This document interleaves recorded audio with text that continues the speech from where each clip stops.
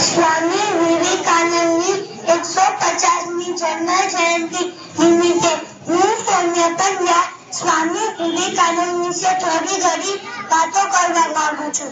સ્વામી વિવેકાનંદ કહેતા, મારા બાળકો યાદ રાખજો કે ડરપોક અને નિર્ભય માણસો જસથી બોલે છે અને પાપ કરે છે. બહાદુર માણસો નીતિવાન હોય છે, તો આપણે નીતિવાન બનવાનું છે. તેઓ કહેતા, સફળતા મેળવવા માટે અચનખંત અને દ્રઢ ઈચ્છા શક્તિ હોવી જોઈએ.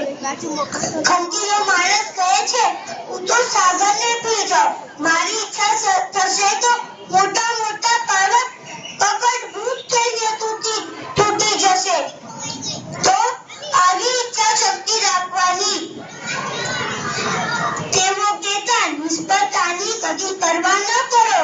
આ નિષ્ફળતાઓ સાવ સ્વાભાવિક છે, માટે ગભરાયા વગર હજારો વાર આ દર્શને વળગી રહો અને હજારો વાર ભલે તમે નિષ્ફળ જાઓ તો વધુ એક વખત પ્રયાસ કરો.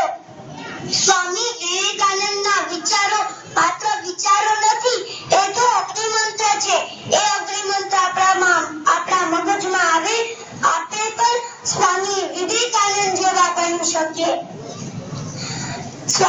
તમે જાણો છો, સ્વામી નરેન્દ્રમાંથી સ્વામી વિવેકાનંદ વિભૂતિ સ્વામી વિવેકાનંદ કેમ બન્યા?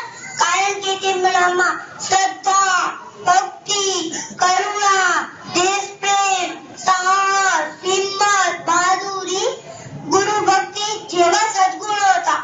એવા સદગુણો આપણા જીવનમાં ઉતારી આપણે પણ એના જેવા કામ કરી શકીએ. સ્વામી વિવેકાનંદ કાંઈ નથી ગયા, એ આપણી સાથે છે.